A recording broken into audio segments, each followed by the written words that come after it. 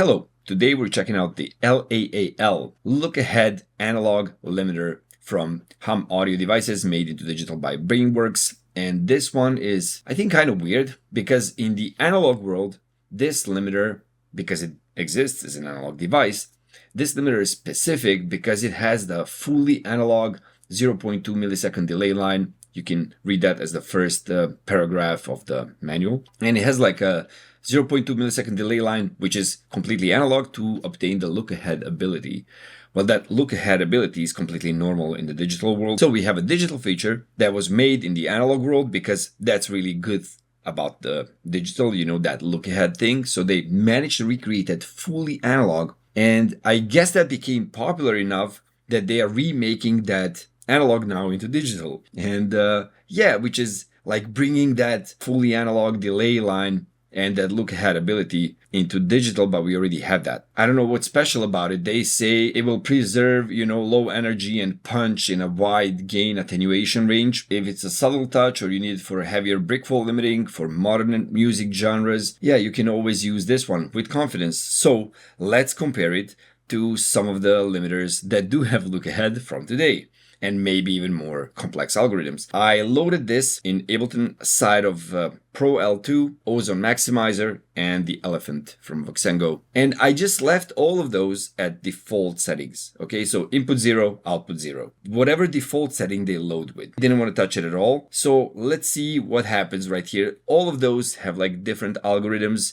the way they treat the attack and release, the stages of the attack and release, and the shape of the attack and release, and all of that good stuff that we love about these limiters, and all of them have that look ahead. So this one brings the look ahead from analog into digital. I just don't understand how this is like a special thing, something to advertise. It is definitely great in the analog world, but I just don't understand how bringing that digital feature that went into the analog world back into the digital world where we already have it is something specific. Okay, but it could sound great. You never know. BrainWorks, they are great developers, and so let's check it out. So that's the plugin. I don't want to even touch the stereo width or any of the dynamic transits or the transformers, so any of those specific features. The thing I do want to touch and that I've prepared already is the input and the output. Okay, so all of the other limiters, when you load them, the input is at 0, the output is at 0, meaning that you have to drive, your audio into the limiter to actually get some limiting.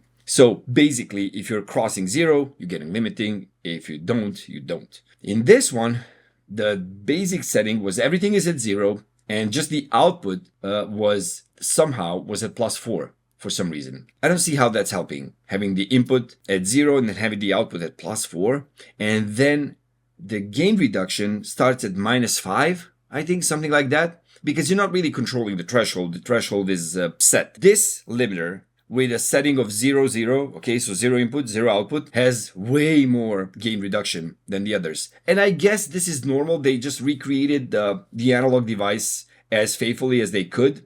And I guess you want that. You really do. So if you're looking to have that analog device as a plugin, you do want it to behave exactly the same. Maybe you're really familiar with the analog device. So kudos. I guess that's how you approach this kind of not problem solving, but this kind of an emulation. To get this to behave exactly the same as the others, I guess even close to as the others, I had to put the input down by 5 dBs and the output up by 5 dBs so that I would get, unity. So let's compare these. I basically have the plugin right here. I'm using my speakers, not the headphones this time, so I could actually hear what's going on. And I'm going to not speak while the music is playing. So let's hear some of this. So I have all of them open, and I'm just going to be switching through them to see what they sound like. First off, it's going to be the LAAL.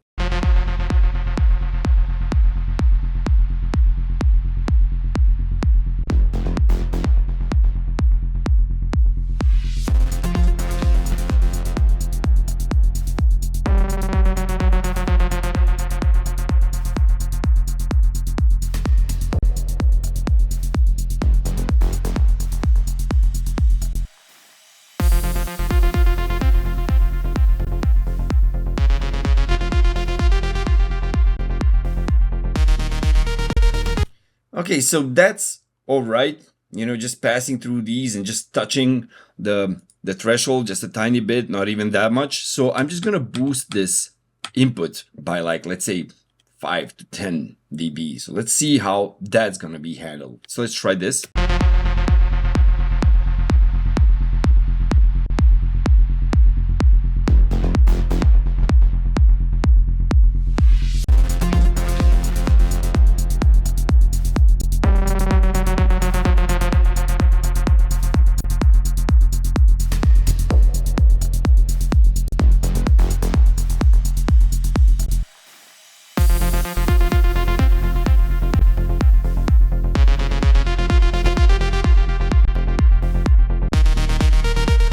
I don't see it as being superior. At these like default settings, I don't see it being superior to anything. And I increased the release of this limiter to like 50 because at lower settings, it really distorts. So I've tried to give it some fair setting because the rest of them, they do have some algorithm that controls the release in a sense that it's trying to control the release program dependently. So I'm not sure if this does that because at lower settings, it's really distorting. So I tried to increase it to like 50, and you can hear that even the ozone give us some distortion at this. Like we could up, the character of it, of the release, which is also, as you see, like program dependent, most probably dependent on the algorithm you use.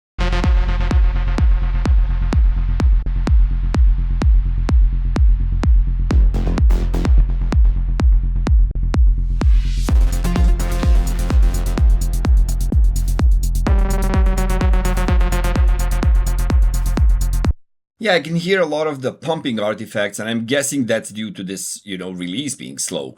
So if I speed that up, yeah, that's obvious distortion.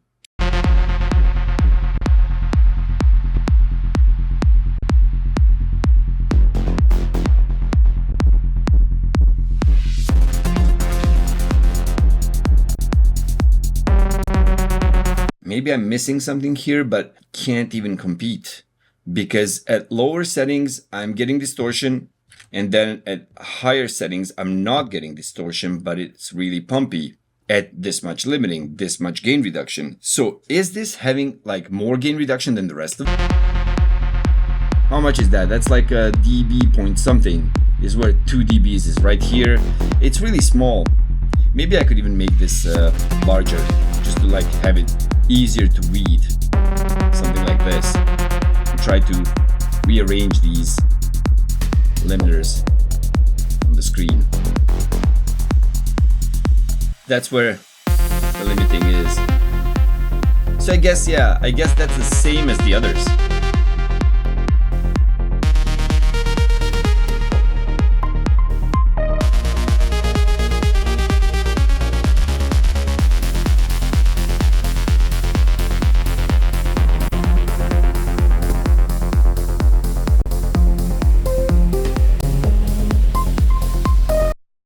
Even the 20 milliseconds release, it's distorting.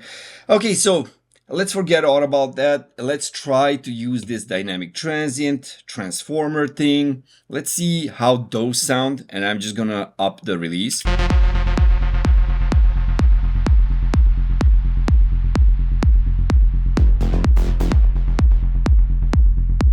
Maybe some stereo width.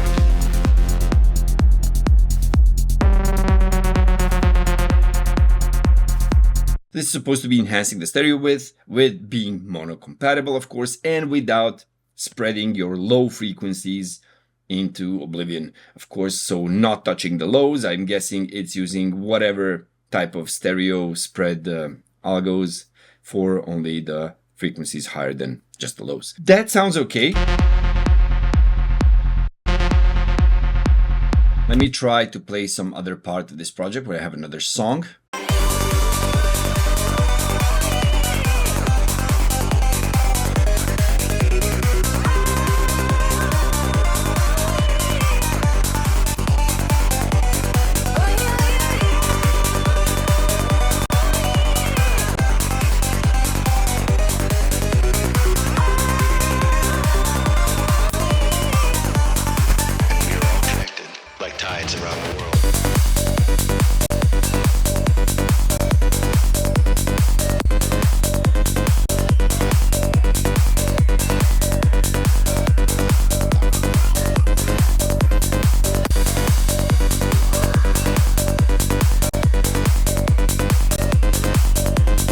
I don't feel like it's superior in any sense. I don't know, it just doesn't justify it being in the arsenal. I don't know what for. At least with this electronic music, I haven't found that it sounds better. I'm sure that as an analog device, having a look ahead, is amazing because they don't. And that's why whatever mastering you ever heard, most probably 99.9% of the time, maybe even more than that, is gonna go through a digital emitter in the end. And maybe in the last 20 years, that's a no-brainer. So I don't know. I don't see it. Nothing special. At least like this, just a first try today. Maybe I'm wrong. If I'm wrong, comment something. Tell me my glasses are stupid. If you haven't subscribed to the channel, please do. If you like the video, give it a like. And if you don't know what I'm talking about half the time, check out my free course at mixingacademy.com. It's completely free thanks to 11.org. I'll see you in the next video. Bye.